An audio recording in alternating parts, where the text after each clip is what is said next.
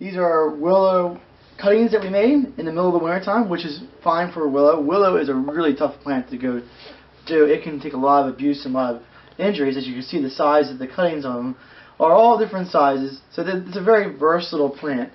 That one has some roots onto it. And if you notice, the roots are coming right out where the buds are going to be at onto the tree.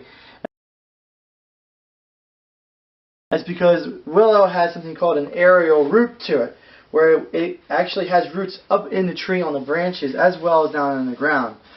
The willow was genetically designed to be growing by a river or a creek or a stream or something like that, and if a bird goes by or an animal goes by and breaks the branch and the branch falls down into the water, it's supposed to drift in the water, come onto shore, and then root right onto the shore. That's one of the evolutionary tracks that this plant took. So keep that in mind. You can just direct stick them right in the ground. They come out whenever it's warm. They don't have a vernalization requirement, so they just pop right on out, and they're pretty much easy to go.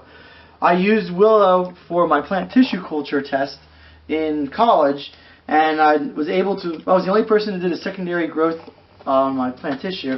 I chose willow because I knew that the willow would come out like this. All right, well, thank you very much, Mike. And if somebody needs some trees, where can they get them? You can call either my dad or I at Highland Hill Farm. Thank you.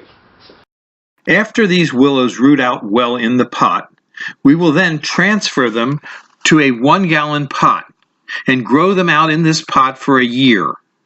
After they're grown out in the pot for a year, we transplant them into the field and grow them and stake them until they're ready to sell, and they'll look like this, ready for you to come to Highland Hill Farm and pick up. If you need help with plant selections, call us at Highland Hill Farm. We'd be glad to offer assistance.